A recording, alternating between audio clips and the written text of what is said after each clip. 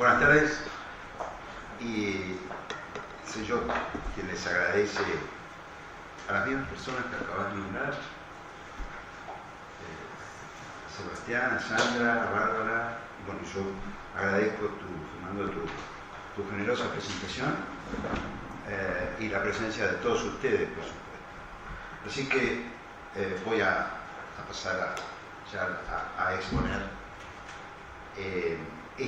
que sería no un resumen, pero sí una puerta de ingreso al libro, que se llama de la misma forma, ¿no? Hemos traducido esa frase del Hamlet de Shakespeare, cómo sucedieron estas cosas, pero el subtítulo es el mismo, representar masacres y genocidios, en el que trabajamos 10 años con Nicolás Kwiatkowski. Fue realmente una de las experiencias intelectuales más apasionantes, pero también más desgarradoras de mi vida académica, porque durante 10 años estar alrededor de este tema, les puedo asegurar que, a pesar de los recaudos que uno toma,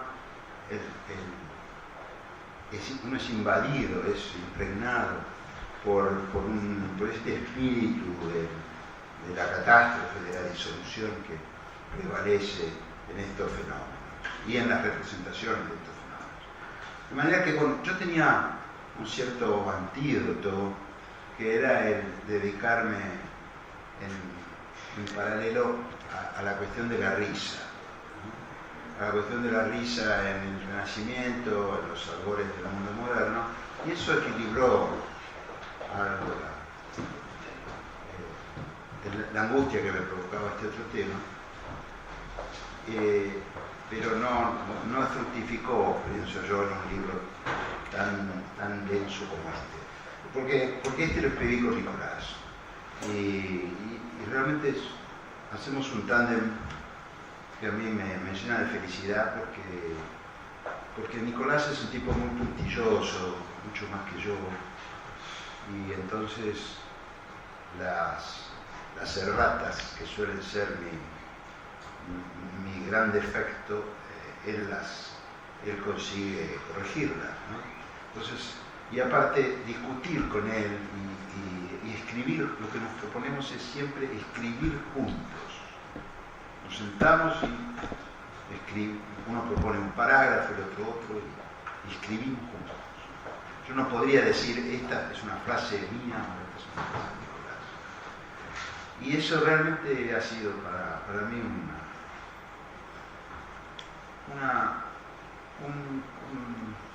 no diría bello momento, porque está lleno como les decía, de dolor y de tragedia por simpatía, pero sí hubo un momento muy rescatable de mi vida académica, muy digno de que lo recuerde para siempre. Bueno, paso entonces a esta exposición. Y les cito, para comenzar, el parlamento de Horacio, al final del Hamlet, en el acto quinto, cuando ya se ha producido el desenlace, y dice lo siguiente: dejadme decir al mundo aún ignorante cómo sucedieron estas cosas. Así oiréis acerca de hechos carnales, sangrientos y contra la natura, de juicios apresurados, de matanzas casuales, de muertes perpetradas por la astucia y la fuerza, y en estos sucesos propósitos equivocados caídos sobre las cabezas de sus inventores. Todo ello puedo contaros en verdad. Bien, la última dictadura militar en Argentina, como ustedes bien saben, fue responsable del asesinato violento, sistemático y clandestino de miles de ciudadanos entre 1976 y 1983. Un hecho único en la historia de mi país. Que estos sucesos crearon la necesidad social de comprender mejor lo realmente acontecido en aquel periodo, de buscar las causas y condiciones que hicieron posible el horror. En los últimos 10 años formé parte de un grupo de investigadores que intentó explorar los vínculos entre las representaciones textuales o visuales y la posibilidad de una comprensión del pasado traumático al que me refiero. Pero el caso argentino es un ejemplo reciente de un fenómeno más general, la masacre histórica. Un fenómeno que acosó a los historiadores desde la antigüedad clásica, más que nada por la dificultad inherente de su relato. Y esto ya lo habían captado los antiguos.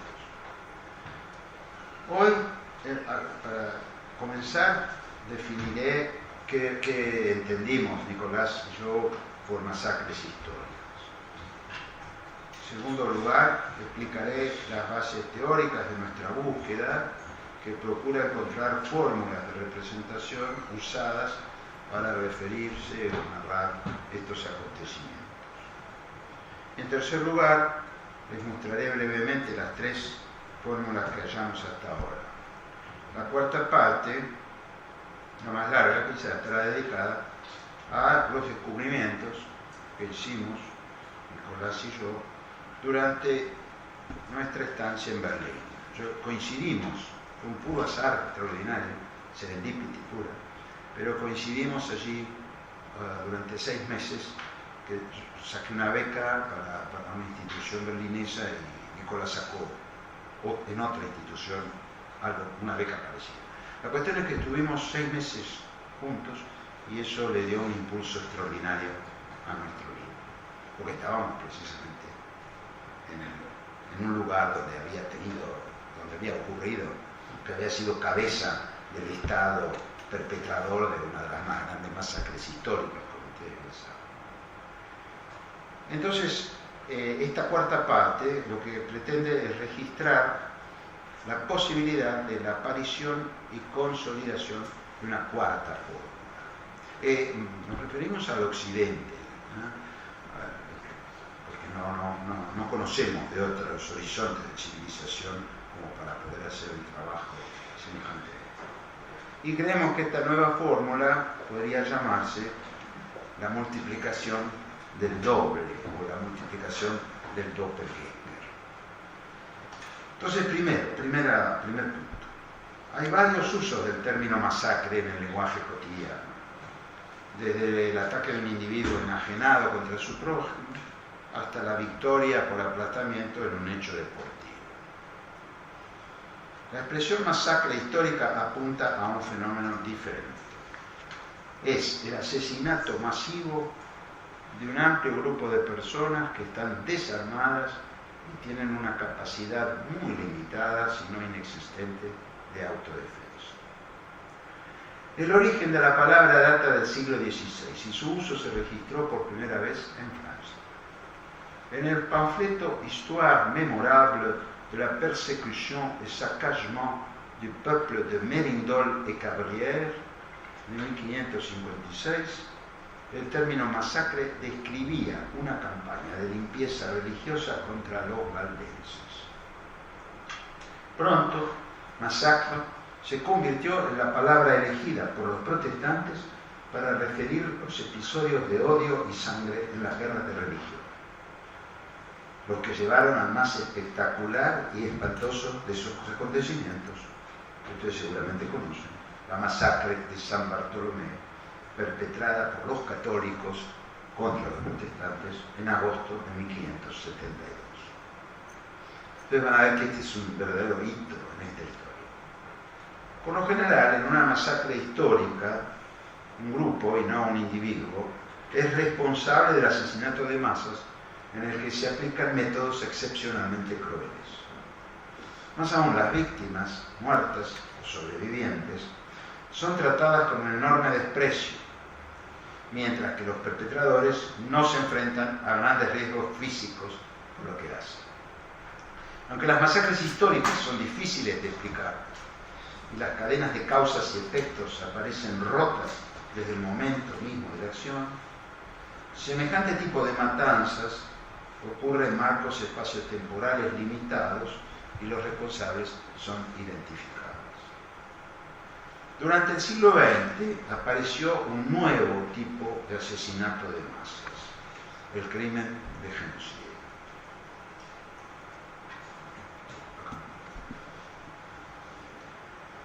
La Convención para la Prevención y Castigo del Crimen de Genocidio, aprobada por las Naciones Unidas en 1948, define su objeto como cualquiera de los actos siguientes cometidos con la intención de destruir en el todo o en la parte un grupo nacional, étnico, racial o religioso como tal. Advertirán que la dimensión política está ausente acá. Y esto fue probablemente por la presión soviética, dado que de haber incluido la política, muy probable que el gobierno soviético hubiese sido acusado de genocidio. Pero bueno, no está. Nunca fue incluida tampoco. Aunque hoy todos los historiadores, todos los especialistas del tema coinciden, desde Saint-Mélain en adelante, coinciden en que habría que incluirla porque de hecho ya hay jueces y tribunales que lo hacen. Entonces, ¿cuáles serían estas acciones que tienen esa intención de destruir un grupo nacional, étnico, racial o religioso? El asesinato de miembros del grupo, el ataque grave contra la integridad física o mental del grupo, la sumisión intencional del grupo a condiciones de existencia que provoquen su destrucción física total o parcial, medidas que procuren dificultar los nacimientos en su seno, transferencia forzada de niños de ese a otro. Este tema para el caso argentino es muy importante porque ha permitido que varios jueces incluyan a todo el fenómeno argentino en esta categoría. Por supuesto, el concepto de genocidio está estrechamente asociado con la Shoah, pero hay una evidencia muy fuerte acerca de que Rafael Lemkin comenzó a dar forma a la noción al considerar el caso armenio, bastante antes, ya al principio de los 30, de que se produjera el dominio del eje sobre Europa, para citar el título del libro más famoso de Lemkin. Hay semejanzas obvias entre la masacre histórica y el genocidio, pero también diferencias importantes. Veamos. En un genocidio hay generalmente un Estado criminal y una ideología asociada con su práctica criminal, sobre el cual caen responsabilidades colectivas. Entre tanto, responsabilidades penales regulares conciernen a los perpetradores individuales que ordenaron la matanza.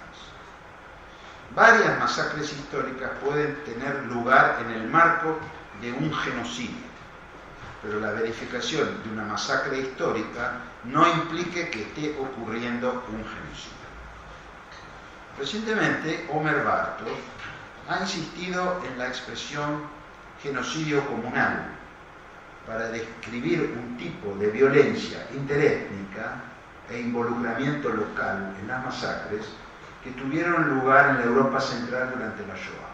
Un concepto que puede también servir a la hora de examinar las matanzas de los genocidios de Camboya, Ruanda y Bosnia. Paso entonces al segundo punto, es decir, esta cuestión de qué entendemos por una fórmula de representación. Hechos como las masacres históricas y los genocidios plantean la cuestión de las relaciones entre hecho, verdad y narración, en un grado incomparable respecto de otros sucesos históricos.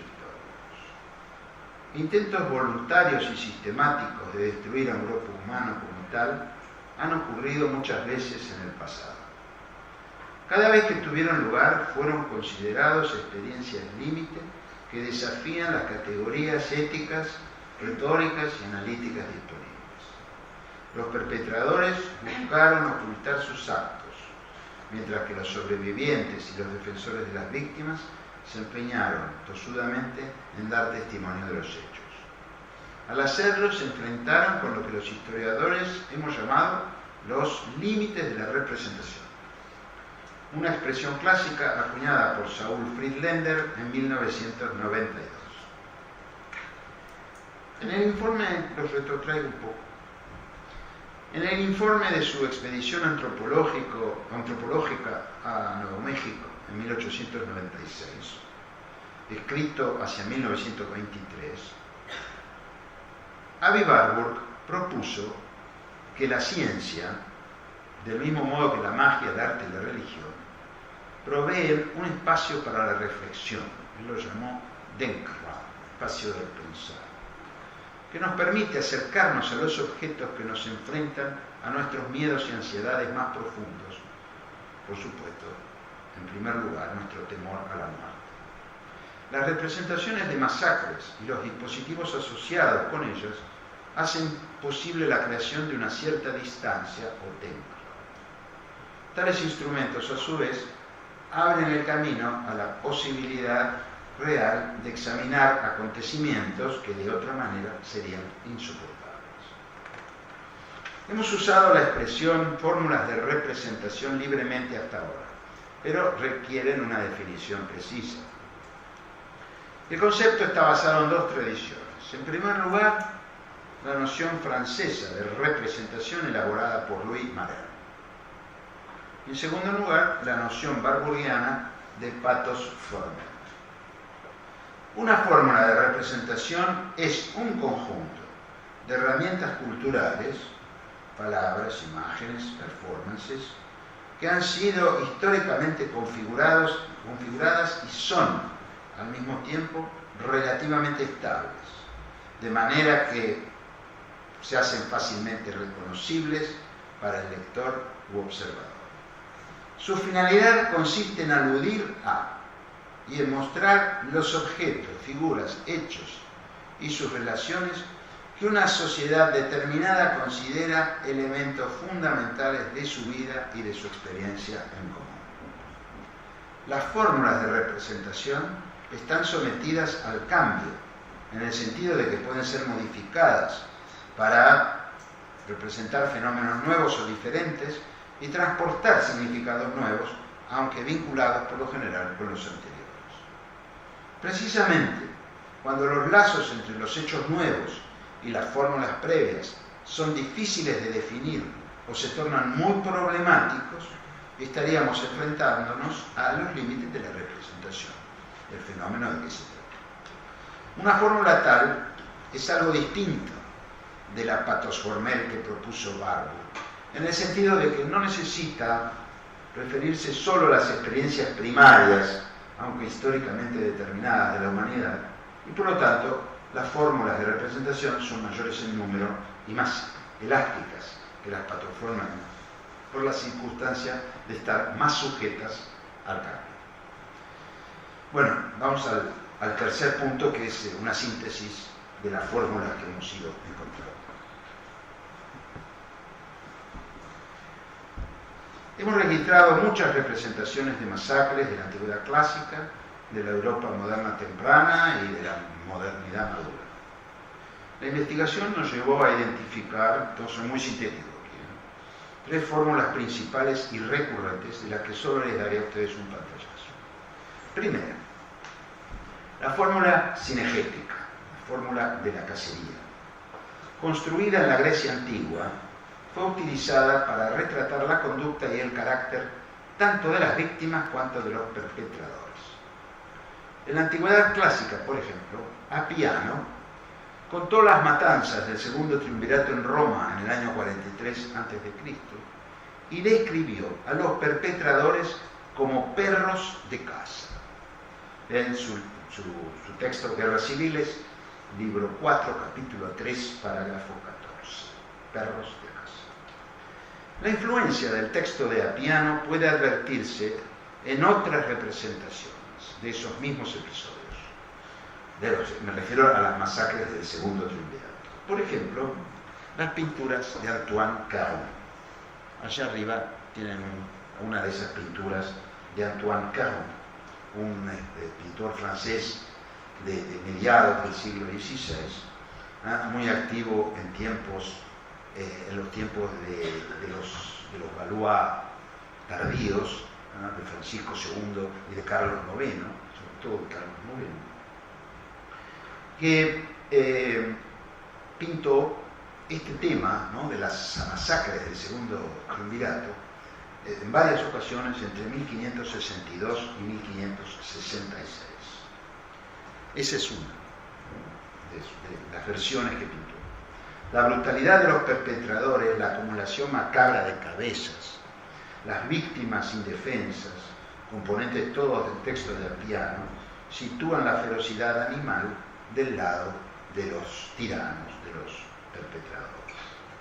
En 1573, ya producida la masacre de San Bartolomé, el hugonote François Dubois pintó esa masacre, acá abajo. Las poses, los movimientos, los grupos, el espacio urbano de París son muy parecidos a sus equivalentes romanos en las obras de Camus. En ambos casos, la metáfora cinegética aparece en la representación de los perpetradores, ¿no? Ese gesto, ¿no?, del que da el mandoble final, ¿no?, que levanta la espada o el cuchillo para descargarla sobre su víctima, ¿no? Es un gesto que viene de las representaciones de la cacería antigua, ¿no? Es el ser humano, es el varón que domina, ¿no?, al animal y prevalece sobre él y su fuerza, ¿no? Fritz Axel lo considera una pataforma, ¿no? Podríamos llamar el héroe que vence, ¿no?, al animal o al monstruo. Pero todas las representaciones cinegéticas de la antigüedad terminan en este personaje, ¿no?, del decapitador. En la segunda fórmula, en la Edad Media, el martirio colectivo despuntó como una nueva fórmula. En el siglo XIV, las escenas de martirio se convirtieron en escenas de la desesperación por antonomasia. Pero los asesinatos de masa de la Biblia, especialmente en la masacre de los inocentes, fueron utilizados también para la figuración de sucesos contemporáneos. Por ejemplo, los horrores atribuidos a los turcos en Constantinopla o el saqueo de Otranto, que, por ejemplo, se transparenta en aquel cuadro de Matteo di Giovanni, donde se representa la matanza de los santos inocentes. Como ustedes ven, Herodes es allí el sultán, está vestido y además, bueno, tiene los rasgos del sultán, ¿sí? Ahí aparecen, es un prototipo de representación del martirio en la Edad Media tardía. Y pasó a ser el modelo para la representación, acá, masacres presentes y pasadas. Por supuesto que aquí es la masacre de los inocentes, pero se refracta la masacre concreta, ¿no?, de Otranto, ocurrida a fines del siglo XV. Hay una serie de 24 talles d'Ussa sobre las guerras civiles francesas, dibujadas por Jean Périssin y grabadas por Jacques Tortorel en 1569, donde aparecen los episodios de varias matanzas. Fíjense que es anterior a San Bartolomé, pero ya hay casos como la masacre de Vassy, ocurrida en 1562, que van a ser ilustradas por Périssin y Tortorel. Esta es la que corresponde a la masacre de Vassy, que donde ustedes ven que la fórmula es precisamente la de los inocentes de Di Giovanni. La misma confusión, el mismo caos, los mismos gestos, ¿no?, de los perpetradores, de la desesperación de las víctimas. La tercera y última fórmula, en el libro hay mucho más, esto es mucho más denso, son paneles completos, pero quiero pasar a la al cuarto punto, que es el que más me interesa presentar. La metáfora infernal, que sería la tercera, fue puesta en acción en algunos casos para identificar a las víctimas con los demonios. O sea que esta es una fórmula de representación que parecería haber sido inventada por los perpetradores, ¿no? Para presentar a sus víctimas como demonios y que por lo tanto los perpetradores serían algo así como la espada de la venganza divina, ¿no? Que se ejerce con legitimidad y justicia sobre ellos. Pero el uso de esta fórmula, que comenzó en el siglo XVI, se convirtió en uno de los medios más poderosos para la representación de matanzas masivas. En 1572, Giorgio Vasari recibió, inmediatamente después de la masacre de San Bartolomé, recibió el encargo de terminar la decoración de la Sala Regia en el Vaticano. Vasari trató de presentar los conflictos de su tiempo en los que la causa católica había corrido graves peligros. Por tal razón, al lado de una vista panorámica de la batalla de Lepanto, incluyó 3 frescos con escenas de las guerras religiosas en Francia. La fórmula cinegética no apareció, sino que fue reemplazada por la fórmula infernal. Los frescos que muestran el atentado contra el almirante Coligny, el atentado es aquel, ¿no? Y luego su asesinato, exhiben al ángel exterminador del libro de Samuel que planea sobre la ciudad. Los perpetradores no están animalizados, sino que las víctimas son las que van a aparecer como demonios. No obstante, hubo muy pronto un uso diferente de la fórmula infernal que no condena a las víctimas, sino a los perpetradores, variante que finalmente prevaleció. Es decir, que hubo un deslizamiento del mundo de sentido, ¿no?, que planteaba la fórmula, ¿no? Pasó a ser paradójico esto, un infierno en el que las víctimas eran inocentes, no merecían de ninguna manera, ¿no?, ese castigo que implicaba la matanza. Idea que en cambio sí estaba presente en las versiones originales pintadas de esta fórmula, que sería el ejemplo más contundente es en el propio Vaticano, ¿no? Pero acá hay otro elemento que se interpone, ¿no?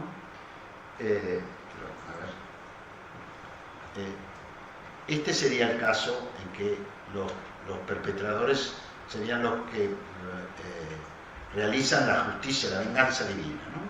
Y fíjense que Coligny, es un detalle, ¿no?, pero que Coligny es tirado, es asesinado, se lo arroja de la ventana de su cuarto, ¿no?, en un tercer piso, y bueno,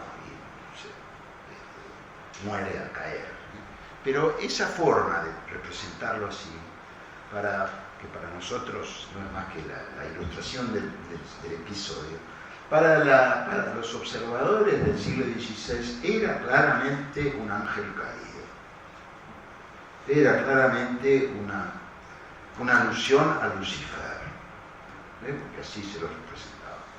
Es más, se estudió la figura de la figura humana que cae precisamente para representar la caída de Lucifer, ya desde finales del 400, cuando Luca Signorelli pintó la célebre capilla, la célebre capilla apocalíptica en Oriente. Y luego, si ustedes ven, no lástima los detalles, ¿no?, pero acá,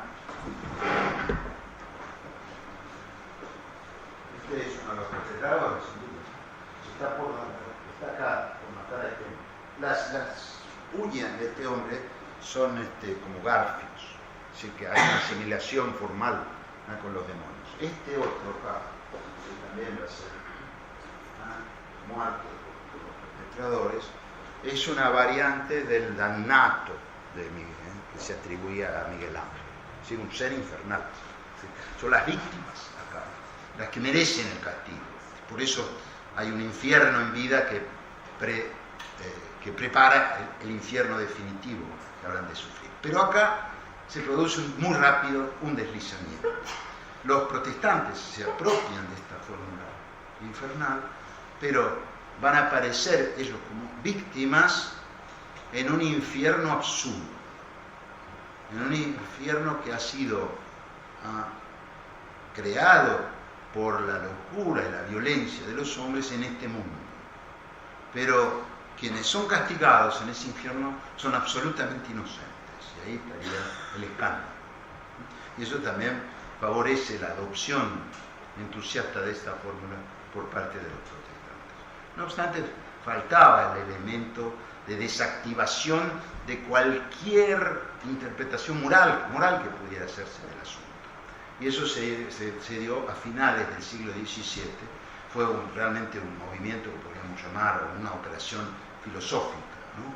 Cuando, sobre todo en la cuarta parte del Leviatán, pocas veces leída, Hobbes habla del Kingdom of the Darkness, ¿no? El reino de las tinieblas. Bueno, el reino de las tinieblas en donde gobierna el demonio. Él dice, bueno, ese reino en realidad no tiene un lugar físico exterior a nosotros mismos, está en nuestra intimidad. El reino de las tinieblas está dentro de nosotros, o sea que nosotros seríamos los demonios, etc. Bueno, pero eso es otra historia. Entonces, si ustedes ven aquí, encontramos en la Staatsbibliothek de Berlín un panfleto ligado a la acción de los católicos en París, y donde ahí los vomitados por el infierno son los perpetradores católicos contra los protestantes, que son las víctimas de un infierno absurdo, en el sentido de que no hay culpa ninguna de aquellos que padecen el castigo. Ahora, la genealogía de este uso, en este sentido, de un infierno en vida que carece de todo sentido moral, y al contrario es un verdadero escándalo moral, que inocentes puedan ser sometidos a semejantes dolores, vejámenes y torturas, nos remite forzosamente a Bartolomé de las Casas. Bartolomé de las Casas, en 1552, en su brevísima relación de la destrucción de las Indias, describe varios aspectos de la conquista de México y de Sudamérica con referencias al infierno. Las matanzas que tuvieron lugar en Nueva España son descritas allí como acontecimientos infernales. Lo cito: acabadas infinitas guerras inicuas e infernales matanzas en ellas que hizo aquel malvado capitán, puso toda aquella tierra en la ordinaria y pestilencial servidumbre tiránica que todos los tiranos cristianos de las Indias suelen y pretenden poner a aquella gente. La propia experiencia de la vida en América se transformó en un infierno para los americanos. Otra cita de las Casas. Y lo otro, dándoles tan horrible vida hasta que los acaban y consumen en breves días. En este incomportable trabajo, por mejor decir, ejercicio del infierno, acabaron de consumirse todos los indios lucayos que había en las islas cuando cayeron los españoles en esta granjería. No hay vida infernal y desesperada en este siglo que se le pueda comparar. Las metáforas usadas por el dominico encontraron una manifestación visual en los grabados producidos por Théodore de Bry para la primera edición ilustrada de la Brevísima en 1598. Y ahí puse la cita de Bartolomé de las Casas, que se corresponde con esta representación de Bry, en donde, bueno, de Bry, esa idea de los indígenas cayendo en ese pozo de suplicios, está tomada de las representaciones del infierno más comunes, como por ejemplo que se difundió por toda Europa, la de Lucas Cranach, ¿no?, sobre el infierno. Prácticamente es este mismo diseño. Ahora bien, ninguna de las tres fórmulas desapareció en la historia contemporánea, pero sí resultaron cada vez menos aptas para representar la enormidad de los crímenes de masa radicalmente violentos. En rigor de verdad, podría argumentarse que las apariciones sucesivas de las tres fórmulas de representación hasta aquí presentadas fueron suscitadas por las dificultades y los límites de representación en cada época. En consecuencia, al enfrentarse con el problema de representar lo que es casi imposible demostrar, los artistas, escritores e incluso historiadores recurrieron a metáforas referidas a otros fenómenos en su intento de narrar o pintar las masacres de todo el mundo. Pero las fórmulas que ellos utilizaron también fueron insuficientes a la hora de la repetición y ampliación de los crímenes. Los genocidios del siglo XX y las carnicerías de las guerras mundiales pusieron en crisis una vez más los mecanismos previos de representación, la caza, el martirio y el infierno. Fueron aplicados a las realidades nuevas, pero no se logró con ellos transmitir la dimensión auténtica de las masacres. Y les voy a dar dos ejemplos. El primero es Maus, la historieta famosa que Art Spiegelman publicó en dos partes entre 1973 y 1986. Recurrió al género antiguo de la fábula para contar el horror de la Shoah. Los animales son los actores colectivos del genocidio judío en Europa.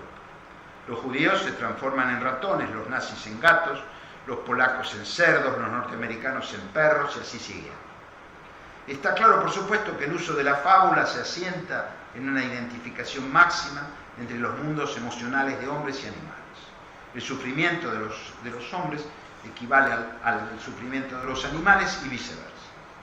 La asimilación se expande y desemboca en una suerte de arabesco, animal, humano, animal, hasta alcanzar acentos paradójicos, cuando el judío hombre ratón muere extrañamente, dice el texto, como un perro.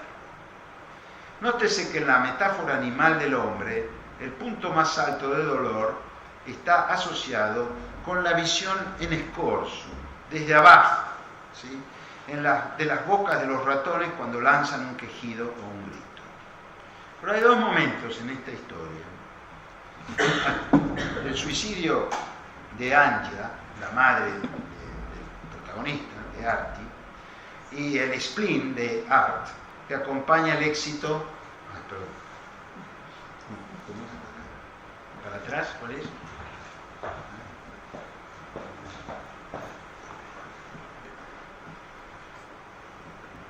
Ahí.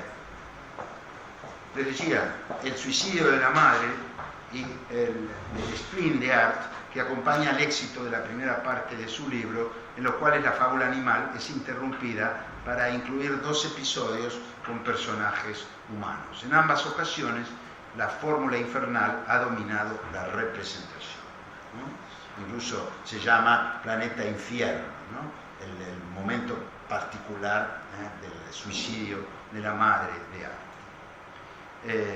Tal vez podamos recordar en este punto que la primera reacción de los soldados ingleses y soviéticos que liberaron los campos de concentración y exterminio al fin de la guerra fue describir como un infierno el lugar que descubrieron. ¿Sí? Ellos mismos la siguieron aplicando. Un caso singular es el del film animado Vals con Bashir de 2008, producido por Ari Folman y David Polonsky, que contiene referencias muy fuertes a las masacres de Sabra y Shatila de 1982. Vals con Bashir narra los intentos de Folman por recuperar sus recuerdos de la guerra de cuando era un soldado de 19 años. La obra es un caso singular de un participante en el grupo responsable de la masacre que exhibe sin ocultamientos el acto feroz que ha cometido.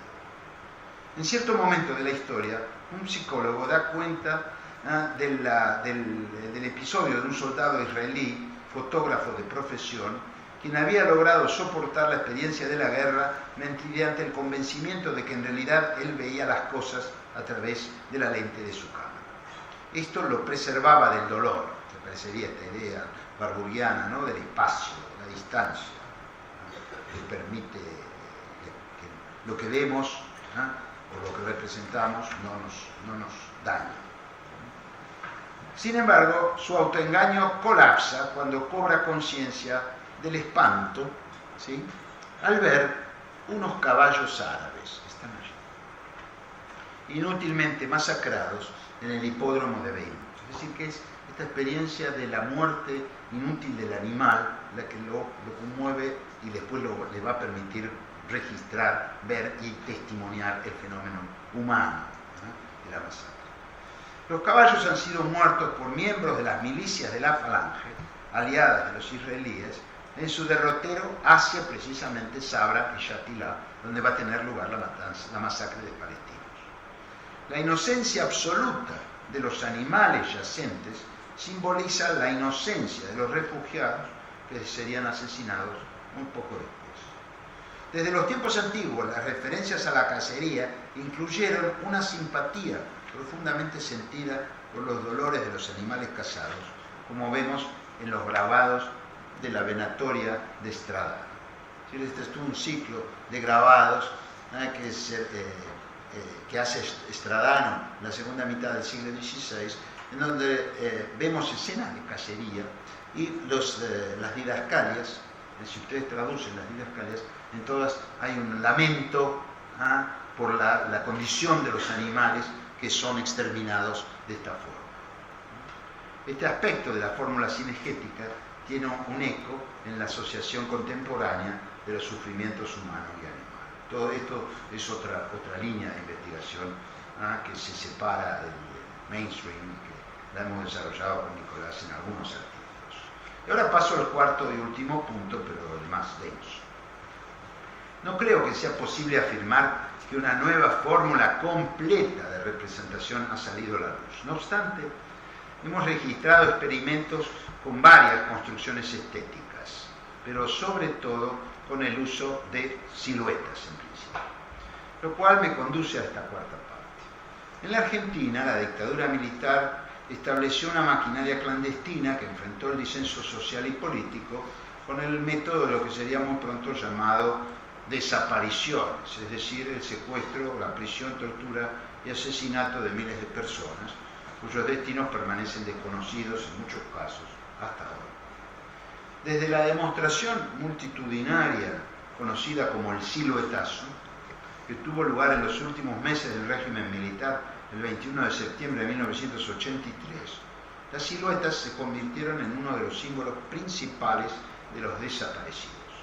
Tres artistas, Rodolfo Aguerreberri, Guillermo Ketzel y Julio Flores, tomaron contacto con las madres de Plaza de Mayo y juntos organizaron una performance que involucró a los paseantes como modelos de las siluetas que simbolizarían a los desaparecidos. El pueblo de Buenos Aires prestó sus cuerpos vivos para que los contornos de los ausentes pudieran ser dibujados sobre papel y distribuidos por toda la ciudad. Según los propios artistas, la idea les fue inspirada por un póster publicado en el Correo de la UNESCO en 1978, en el cual Jerzy Spassky, artista polaco, retrató a las personas muertas cada día en Auschwitz como una cadena de siluetas. Entonces, esto que ustedes ven acá son siluetas una a la otra. Esto representaría la cantidad de personas muertas en un día en las cámaras de gas de Auschwitz. El siluetazo fue el punto de partida de lo que hoy es una tradición viviente que representa a los desaparecidos de la misma manera. Les doy un ejemplo argentino. El edificio de la Escuela de Mecánica de la Armada, en el corazón de la ciudad de Buenos Aires, funcionó durante la dictadura como un campo de detención, tortura y muerte, ¿no? Así está el edificio. En 2005 se instituyó el lugar como un lieu de mémoire. Desde entonces, la reja en el perímetro ha sido cubierta por docenas de siluetas, algunas rellenas con colores oscuros, otras escritas con los nombres de los desaparecidos. El recurso se ha extendido al caso de Chile. En la plaza del museo dedicado a los derechos humanos y el recuerdo de la dictadura de Pinochet en Santiago, los arquitectos construyeron una cámara subterránea donde Alfredo Yar desplegó una instalación llamada Geometría de la Conciencia. Tras descender a esa cámara oscura de la memoria, el espectador se enfrenta a una pared de siluetas luminosas que representan a las víctimas del régimen militar, pero también a los sobrevivientes. De pronto, las luces se apagan, las figuras permanecen aunque las figuras permanecen en las retinas de los observadores. La combinación de luz y oscuridad se refiere a los lazos entre aparición y desaparición, entre ausencia y memoria. La multiplicación de las siluetas, el ir y venir de la luz y de la sombra, producen una sensación de algo sobrecogedor, siniestro, empleado para indicar la escala del crimen de masas cometido y el daño producido en el tejido social de Chile. Al mismo tiempo, la ubicación de la obra de arte y la inclusión en ella de víctimas y sobrevivientes podría llevarnos a interpretar geometría de la conciencia como un rito funerario. La situación verdadera del desaparecido está definida también por el hecho de que las familias de los muertos no han podido enterrar ni reconocer los cuerpos de sus seres queridos. En algún sentido ha sido imposible completar el proceso social de configuración de sus vidas. Déjenme recordarles una historia narrada por Heródoto acerca de Solón y Creso. Desafiado por el rey para identificar al hombre más feliz de su tiempo, Solón solo mencionó personas que ya estaban muertas, los atletas Cleobis y Biton, entre otros. El argumento de Solón consistió en que no hay vida completa y no somos capaces de pronunciarnos acerca de ella hasta que no conocemos las circunstancias de su muerte y celebramos su memoria. El desaparecido en América Latina es una existencia incompleta, pero la situación y su interacción la silueta y su interacción con los vivos quizá provea el terreno donde configurar colectivamente esas vidas perdidas. ¿Sería posible así que la multiplicación de siluetas fuese el origen de una fórmula nueva de representación de las masacres históricas y del trauma radical de los pueblos y las naciones? Para responder esta pregunta, hemos explorado la historia de las propias siluetas como símbolos de la presencia extraña y perturbadora del núcleo de una identidad personal. Lo pongo en otras palabras. La silueta podría ser la manifestación paradójica ante nuestros sentidos de alguien ausente o muerto. En el caso que nos ocupa, la proyección de nuestro deseo de completar la vida rota de los desaparecidos. Víctor Stoigita estudió este problema, como ustedes saben muy bien, en detalle.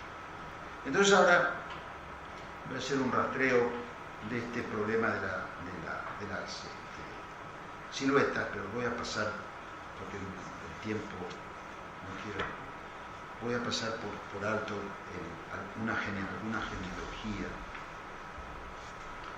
Y esto sería la prehistoria de la silueta, ¿no?, que hemos tratado de ver aquí en un fresco de Rafael, aquí sobre todo en la pintura de Georges Latour, o en este autorretrato extraño que hace Rembrandt, en donde no vemos la representación que él está pintando. Y por último, en este caso, en donde es realmente una silueta, la figura de Cristo en el momento de la cena en el Maús. Pero eso lo voy a dejar para otra ocasión. Porque la silueta propiamente dicha fue inventada en Francia en los años 60 del siglo XVIII y consiste en el perfil de una sombra proyectada, cortado en un papel negro u otro medio similar. En el último cuarto de ese mismo siglo, Johann Caspar Lavater hizo de esta invención una fuente de conocimiento filosófico y psicológico. En sus fragmentos, publicados en 1775-78 e inmediatamente populares en toda Europa, Lavater elogió la silueta como, cito, la imagen más verdadera y más fiel que puede darse de un hombre. Es un poco de oro, un poco del oro más puro que existe. Una sombra es la voz de la verdad, la palabra de Dios, un oráculo. Al mismo tiempo, hubo ensayos para relacionar el arte de la silueta con los orígenes míticos de la pintura que narró Plinio, es decir, la historia de la joven corintia que dibujó la sombra arrojada por su amante sobre una pared antes de que el joven partiese al extranjero. Pero parece probable que exista una asociación bastante más poderosa de la silueta con un topos creado por la literatura alemana en aquellos mismos años. Me refiero al motivo del doble, del doppelgänger. En 1796, Jean-Paul Richter publicó Flor, fruto y pedazos rotos o la vida de casado, la muerte y la boda del abogado de los pobres, Firmian Stanislav Siebenkees. Así se titula. La novela cuenta las aventuras del tal Siebenkees, su primer casamiento, su muerte fingida y su nuevo matrimonio. Lo que aquí importa para nuestros propósitos es que durante la primera ceremonia aparece un tal Leibgeber. Presten atención al nombre. Un doble del personaje principal. En ese punto de la novela, Richter inventa el término doppelganger. Siebenkees ve por primera vez que se le aparece un doppelganger. La relación entre doppelganger y silueta es desde ya muy interesante en este texto, pero el nombre del personaje que crea las siluetas es una clave reveladora.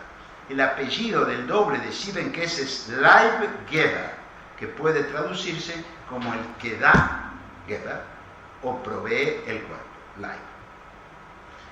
Desde entonces, el motivo del doppelganger se extendió por toda la literatura alemana y europea, pero siempre representó al sujeto patológicamente dividido entre la realidad y la fantasía, lo que Hoffmann definió como un dualismo crónico. La réplica especular del sujeto garantiza aparentemente su autonomía, pero el doble, en verdad, divide y termina por anular la identidad que comparte. Los personajes de las historias de dobles son asociados a menudo con la maldad, con los caracteres demoníacos, con subjetividades rotas y espectrales. La conexión entre sombra, silueta y doble, tan importante en la obra de Jean-Paul, reaparece en Peter Schlemihl.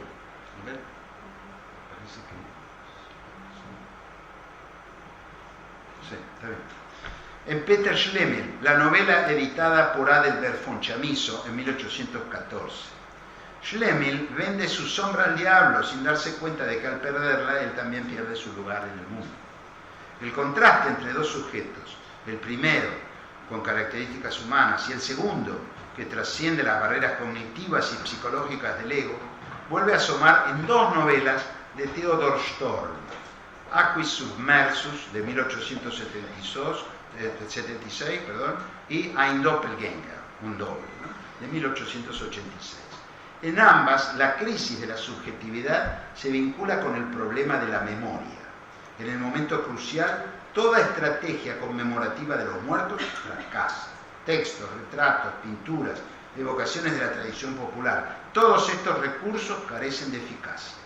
El único modo en que el pasado se hace presente es la creación de un doble y su repetición ilimitada. Peter Schlemihl, la obra de Chamisso, fue reeditada en 1915 con ilustraciones de ¿quién? De Ernst Ludwig Kirchner. 4 años más tarde, Sigmund Freud citó 4 veces, tenía este libro, 4 veces esta historia en su elaboración del concepto de lo siniestro, das Unheimliche. Identificó la noción con el sentimiento de rechazo y temor que nace de la incertidumbre intelectual. El doppelganger, el doble, es lo siniestro prototípico, porque incluye la presencia original del Heim, unheimlich, Heim, la casa, y la niega al encarnar la división inherente a toda subjetividad. El doble no solo es un fantasma, sino que permanece en su lugar como parte de lo real. Por lo tanto, es muy difícil distinguir entre el ego y su doble. Al mismo tiempo, la duplicación indica algo ausente del sujeto, una ausencia que necesita ser resuelta. Las pinturas y grabados de Goya pueden ser vistos como un desarrollo paralelo al de la literatura alemana. Su uso de la silueta para simbolizar lo que es amenazante y demoníaco converge con las complejidades del doppelganger. He ahí una de las razones por las que dadaístas y surrealistas incluyeron a Goya entre sus predecesores.